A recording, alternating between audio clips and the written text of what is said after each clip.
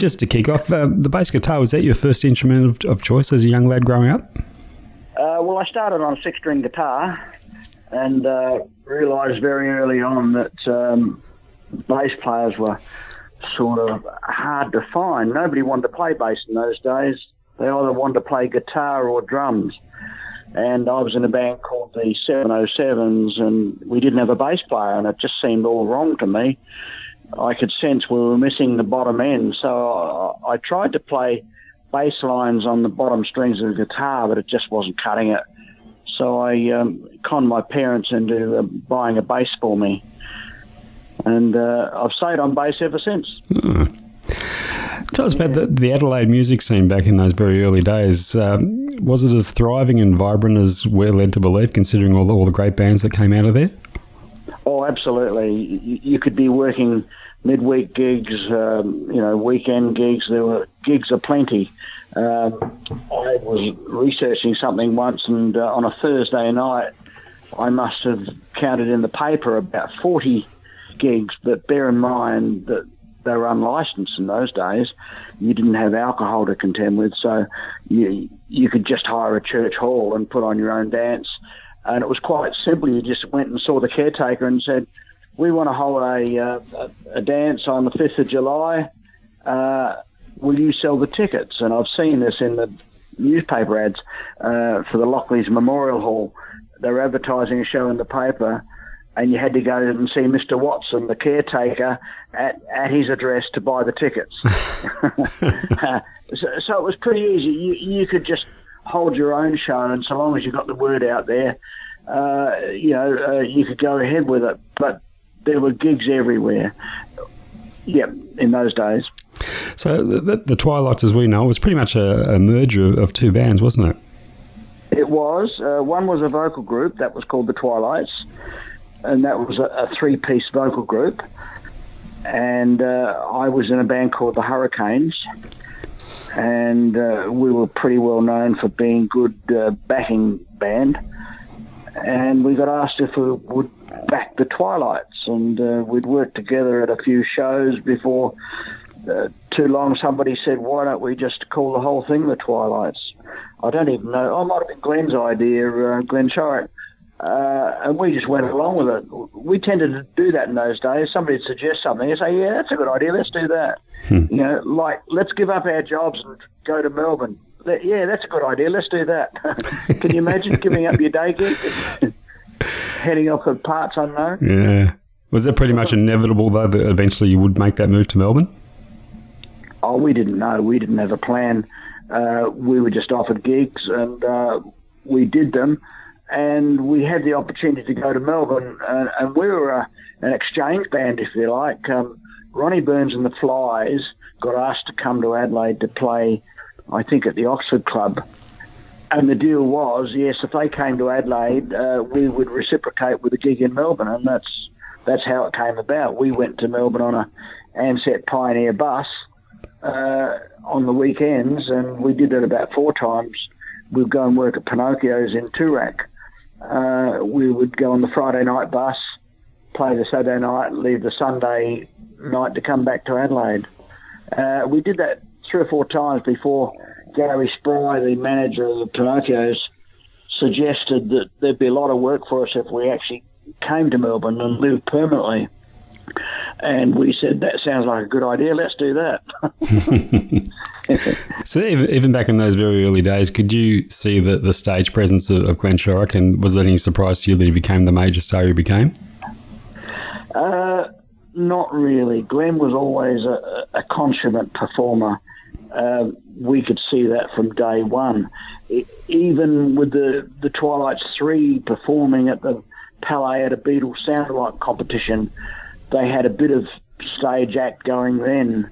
Paddy McCartney was the other main vocalist, along with Mike Sykes. And I remember they did the Beatles version of Please Mr. Postman at this thing. And they had an entrance where Glenn would come from one side of the stage and Paddy would come from the other. And they would cross over with their hands outstretched as if to make out they're going to shake hands together, but they would walk past each other. I mean, that's an old sort of silent movie game. Yeah, an old vaudeville routine, yeah. absolutely. And I remember being impressed with particularly Glenn in those days, yeah. So it was no surprise to us, really. Now, I was too young to see the Twilights live, but by all accounts, your live reputation was second to none. Did you rehearse quite heavily and vigorously, or was it the tightness of the band really pretty much a result of keeping a busy touring schedule? I don't recall rehearsing a lot, only when the job needed to be done. When we were living and working in Melbourne, we worked a hell of a lot, and we would practice just in a lounge or a bedroom without amplifiers. Laurie, the drummer, would just thump on the bed, and we would just play our electric guitars acoustically.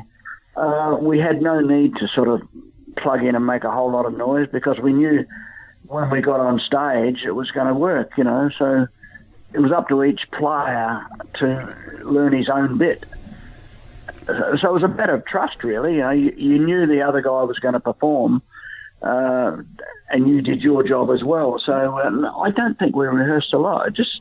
It came fairly easy to us, as I recall. We were lucky that the Hurricanes, we were pretty good instrumentalists, lousy singers, and the Twilight Three, they couldn't play an instrument, but they were great singers. Great singers, yeah. It was a marriage made in heaven. Oh, yeah. Perfect merger. Absolutely, yeah.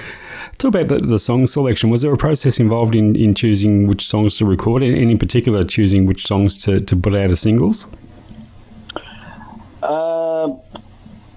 If we weren't copying the Beatles, it was very hard. We had no clue. We sort of left that up to others, like management and that, to suggest songs. Like our manager suggested Needle in a Haystack. We didn't like it, but we just went along with it, and we really didn't know how it was going to turn out. We recorded it and said, yeah, you know, that's our version of it, and that was in '66, and we were on the boat going to England when we got a telegram saying Needle in a Haystack, #1. It surprised us, you know, we had no idea. So it was a major hit, of course, your first real major hit. And what was it about the song that you didn't see quite right for the band? Well, it didn't sort of grab us, but that was by the Velvets, of course. They did the original. The original, yeah. A Motown girl group. And I've got to say that I've been listening to the Velvets just lately, and I love it. You know, I love their version of it. We weren't able to reproduce that sort of light, bouncy feel, which was typically Motown. All we basically knew was 4-on-the-floor rock, and that's the treatment we gave it. The same with that Johnny Nash song, "You Got Soul." That was a reggae version by Johnny Nash, and somebody played it to us. Well, we couldn't play reggae, you know. Not in those days, even. It was sort of new and alien to us, and all we could do was do that rock 4-on-the-floor thing to it, you know, which luckily for us, people liked. They liked our sound, you know. There was nothing wrong with the version of Needle in a Haystack, just that we couldn't see it as us. Well, funnily enough, we made it our own, didn't we? You sure did. You sure did. Is it correct there were no national top 40 charts at that point? It was a state-by-state thing, and Needle in a Haystack was the first Australian-wide #1 by an Australian act? No, I think that there were magazines, like Everybody's Magazine, I think, had their own chart, and that was national, I think. But there was only one chart that I know of. But you're right, the rest of them were just state, local charts. So if you were #1 in New South Wales, you didn't necessarily be #1 in Victoria. They had to run their own race, I guess. Yeah, so that's sort of true. Talk about the legendary Hoadley's Battle of the Sounds. Any specific memories of that? Oh, just that it was limited to a 5-piece band, and we were 6-piece. So we had to go on stage without Paddy McCartney. He sat in the audience. But when we were told we'd won it and we had to get up and play an encore, he joined us for that. I remember there was a lot of screaming and a lot of streamers. It was in Festival Hall in Melbourne, of course. That was the grand final. When we entered in the South Australian division, and we played at Theberton Theatre. I don't remember too much about that, but I do remember more about the grand final one, which was a very big affair. I mean, Hobie's being a national company had the power to sort of pull the whole thing together. So it was a pretty big deal, I guess, and that was the inaugural one. That was the first year it was run. Yeah, I mean, there's plenty of documentation on what came afterwards. I mean, after we'd won it, we had no interest in what happened in the following years, but it ran for a while, didn't it? It sure did, yeah. It was quite big. How did Paddy feel about being left out of that initial performance? Well, there was a picture of him and Go-Sat looking a bit glum, sitting in the audience. I can imagine. So I guess he was glum, you know. I don't know how he felt, but I reckon he didn't like it too much. Couldn't blame him. Now, you made your way to London, recorded at Abbey Road. Any specific memories of recording there? Yeah, that was very professional. That was the big time. Norman Smith was our producer. He panelled on the Beatles stuff for a time. George Martin came into the studio to listen to what we were doing, made a comment about the microphones, and we didn't get to meet him. I remember seeing him through the glass in the control room. It was a great sensation to be there because the Beatles were recording the same night in another studio. They were doing Penny Lane, and we sort of heard the backing track of that through a locked studio door, and we didn't know what it was. I mean, that was in December, I think, and when it came out in February, we were back in Australia, and we said, "Oh, that was that song we heard him recording." And yeah, that was sort of a buzz. Abbey Road was a different level. We'd never experienced anything like that before. And I remember I had a distortion in one of my speakers, and I was a bit worried about it. And the producer said, "No, it doesn't matter. You won't hear that. We'll get rid of that, you know." And sure enough, you didn't notice it. Now, What's Wrong with the Way I Live was recorded over in those sessions, wasn't it? It was. Yeah, great. That was Holly's album track that was suggested to us by Norman Smith. Fantastic singles. That's a full package, a great song, terrific production, and a great performance. So the song made its way to you from the Hollies. I believe there was an agreement with the Hollies that they wouldn't release their version as a single. Is that right? I'm not aware of the specifics, but it was supposed to be our single, but we made the decision to come back to Australia. We were sort of out of money and homesick, and there was talk that EMI were going to fly us back to promote it. We had a pending booking on Top of the Pops, and but that didn't happen. So EMI, they couldn't get the Twilights back, so they released the Hollies version, I believe. So there was no sort of agreement that we're aware of, but it was just a matter of expediency for EMI. They figured it was a good song. We brought it to their attention by us having it a single. The Hollies even liked our version because we went and met them in the studio when they were recording, and they were quite impressed with our version. Talking about the TV pilot you did, Once Upon a Twilight, I was watching it the other night. It's readily available around the place. It's even on Amazon. Yeah. Were you guys happy to go into that at the time, or did you see it as something as a distraction from your music? We saw it as a step forward. It was the next stage of our career, we thought, when it was offered to us, and hence we stopped working, stopped performing when we were filming, and then we weren't going to resume working until the pilot was released. But that never happened, and we just had to go back with our tail between our legs and start work. They couldn't sell the pilot. Channel 7 were going to do it, but for some reason or other, they decided not to, and we still to this day don't know why. And once one studio passes on it, it's got the kiss of death. You know, people saying, well, if Channel 7 passed on it, what's wrong with it? You know, and we found that it just went nowhere, which is probably just as well. It wasn't a very good pilot.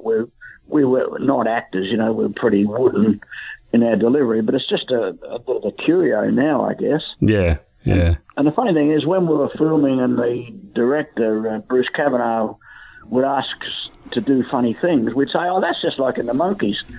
And he'd say, well, I don't know what you mean because I don't watch the Monkeys, you know. He hadn't seen any of the Monkey stuff. Oh, really? Yeah, but people draw parallels to it, saying, you know, oh, that's a Monkeys ripoff. Well, not by his reckoning, it wasn't. He was asked to do a job, and that was his version of what it entailed, you know. Have you ever pondered how the rest of the band's career may have panned out had the TV show gone on and been a major success? Yeah, it's crossed my mind. Would have no idea where we would have ended up. Some bands like the Deltones lived for a long time, although they've broken up now due to money worries and you know, lawsuits and all that stuff. But they certainly ran for a long time.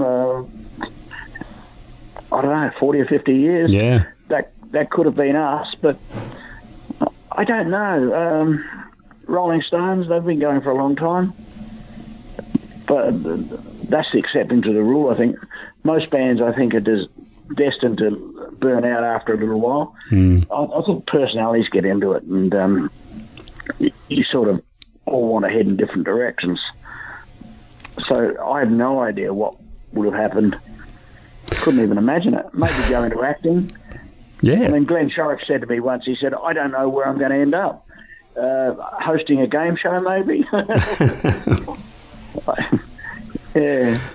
But he hasn't done that, although he did host Solid Gold in America, didn't he? He did too, yeah. That's right. Yeah, yeah.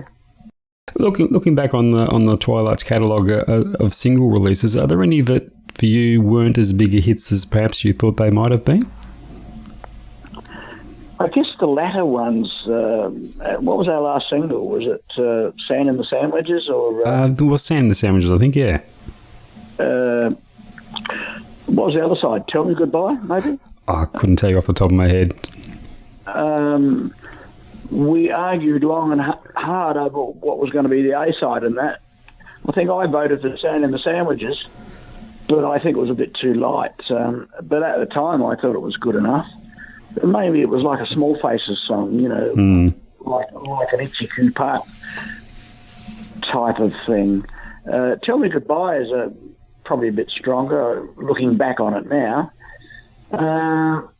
There was an album track on the second album called Lotus I thought was pretty hot, but you don't hear that one much, and it didn't go anywhere.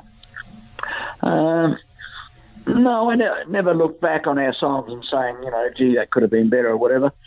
We recorded, 13 singles, and I think everybody gave their all when they were doing it. We didn't know any different. You know, you just had to do the best you could with it. Yeah. I get the impression production values within the band were pretty big, though, in the studios, because your recordings still sound great today. They haven't really dated as a lot of other bands' recordings from that era have.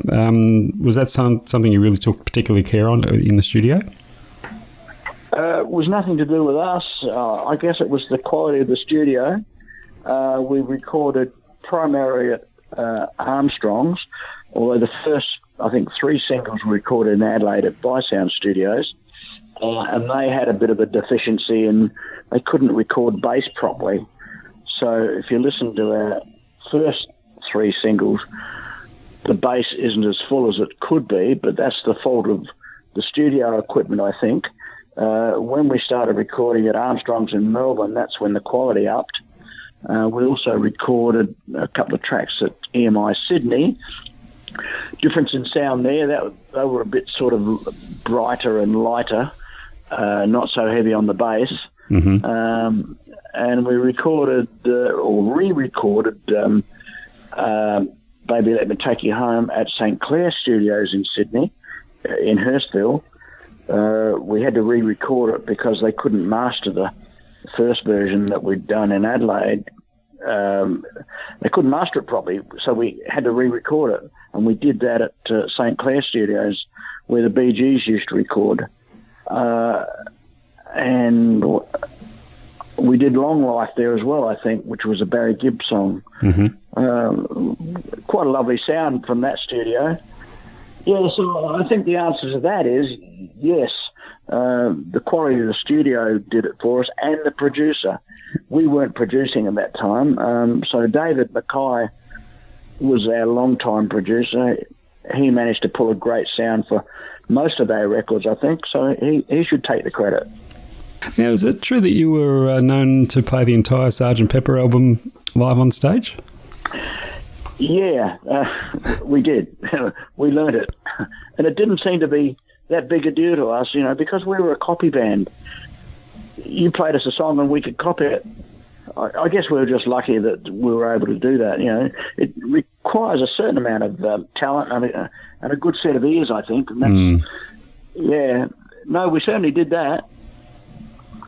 Talk about the emergence of Terry Britton as a songwriting force within the band. The band was already well established before he really came to the fore as a songwriter. Can you recall the early signs of something brewing there as far as his songwriting talents? Absolutely. We all went to meditation, and the Maharishi became the flavour of the day. And this guy called Lopsang Rampa came to town, and we all went to see him at Monash University, and we all made a subscription, and he whispered our mantra to us in our ear, and we all came home and started meditating. Some people didn't take to it. I sort of gave it up as a bad joke.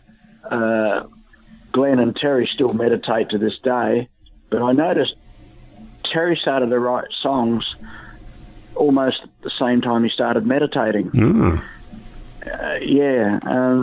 As I said, to this day he still meditates. That opened up something in him where these songs just came gushing out. I remember writing some lyrics, and I didn't have a melody in mind, and Terry just looked at that and immediately put a melody to it and started singing. He had that sort of quality. When he was early on in England, after the Twilights broke up, he was the go-to guy. They'd get him in to make up riffs, like he played on Alvin Stardust, My Cuckoo, and a lot of Olivia Newton songs, and all that great guitar work is Terry Britton. And he was just able to sort of think of things on the spot. He couldn't read music like most of the session musos, but he didn't have to. He just sort of come up with this great line and a hook, if you like, on guitar. And he's still got that ability today. Very clever little man. Now, of course, you guys had what many would consider to be your own Sgt. Pepper with the Once Upon a Twilight album, a big production for its time. Memories of those sessions? Yes, I remember Ian and I saying, gee, that's going to cost us a fortune to do that cover. But they didn't mind. No, not at all.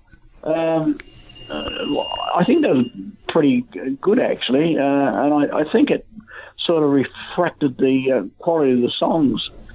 I must listen to that album again, actually. A lot of those songs haven't heard the light of day for a long time. So you've just reminded me to listen to them. Lotus was on that. That's the one I was talking about before. Yep.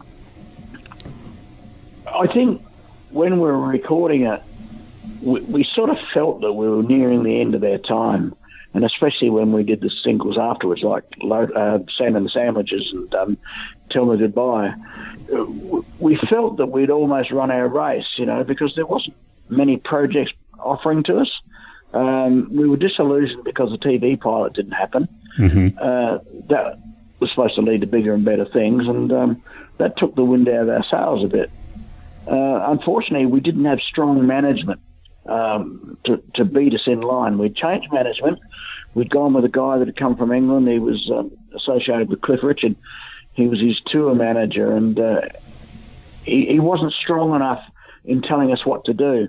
And I don't think we would have listened to anyone. Him, if he made a suggestion and we didn't like it, we wouldn't do it. Well, of course, these days you listen to your manager because he knows best. But I think we were upstarts, right from the word go. We just did our own thing. And that's the beauty, I think, of life in that band, that we did our own thing. We all got on so well. Yeah. And management was probably classed as an outsider. So, we dismissed management. It was a bit of a joke. That album, though, didn't capture the imagination of the record-buying public, despite it being a fantastic record, which still sounds great today. It wasn't a big commercial success. Any theories on why? Well, who knows what the public wants, It's all hit or miss. What makes a hit song, I don't know. You just give it your best shot. Obviously, the quality of the song that was on the album didn't stand up to scrutiny, I guess. The public's very fickle. They'll vote with their feet. Or lack of record sales, It's just the way it is, Yeah. In a real world, you'd move on and you'd record another album and try and do better. But that wasn't to be for us because we'd broken up. Can you recall the band's final gig? I recall a couple of them. There was one at a club called Life on Punt Road in Prahran. It was a dismal gig, I hated it, because I think we were on the down. We knew it was going to be it. It was the worst gig I think I've ever done in my life. I don't know what it was about it. Probably because it was another chapter just waiting around the corner for us. I remember we played in Sydney just before that, and we were supposed to go to Newcastle. And we said, we haven't done this in our career before. We haven't let anybody down. Why don't we be naughty boys and not turn up for the Newcastle gig? And us being us, we said, yeah, that's a good idea. Let's do that. And we drove back to Melbourne and just didn't turn up for the gig, didn't tell anybody. Oh, goodness. That didn't go down too well. So when the band was officially over, did you know what you wanted to do with the next stage of your life? Not at all. I was sponsored by an amplifier company called Strauss, who then became Nova Strauss. I was always in touch with them, and they very quickly said, come and work for us. And they opened a shop in the Princess Gate Arcade on the corner of Flinders Street and Swanson Street, or was Toorak Road, just there. It's not there now. It's a big sort of mall or plaza now. But anyway, there were shops there. There was like gift shops and barber shops. Strauss had a music shop there, and we were selling amplifiers out of it. So I did that for a while until I was offered a gig back in Adelaide.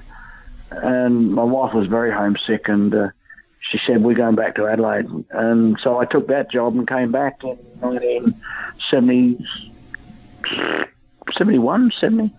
Yeah, came back to Adelaide and sort of started playing again around the clubs here. And what question? Yeah, and what's keeping you busy these days? Well, I'm still playing, although gigs are few and far between at the moment with COVID. I'm playing in about 5 different bands. I'm in a community band with my wife. I've got a band called the High Tides, a 4-piece band. We work the clubs around the place. I'm in a duo with Peter Tilbrook from the Masters Apprentices. Oh, wow. And I'm playing with a band called the Rustlers. That's another 4-piece. And we do a bit of original stuff and a bit of pop cover stuff, mainly a lot of stuff from the 60s, which seems to always go down well. There's not much music from today that you'd bother playing. Music sort of changed dramatically.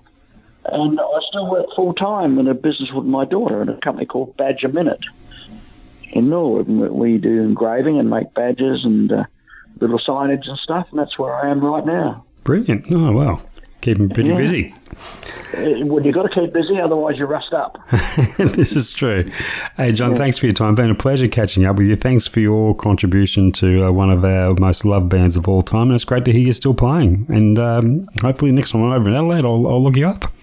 Please do. You've got my number. Yep. All right, Fantastic. John. Thanks a lot, John. All the best. Thank Take you, care. mate. Bye-bye. Cheers. Bye. Bye.